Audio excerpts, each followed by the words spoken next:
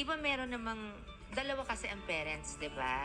Merong kang anak na katulad mo, merong anak na hindi.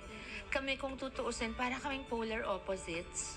Yung magkaiba kami, pero nabubuo kami ng love namin for each other. And there are a lot of things na she and her papa are very much alike. Pero anak ko to eh. Anak ko si Case. Balik-balik na rin mo ng mundo, isa lang ang nanay mo. At siya lang ang panganay ko. Siya ang unang-una nagparamdam sa akin ng pagiging ina. So, kahit anong mangyari, mamahalin at mamahalin ko siya. Mahal na mahal ko si Case. Yes.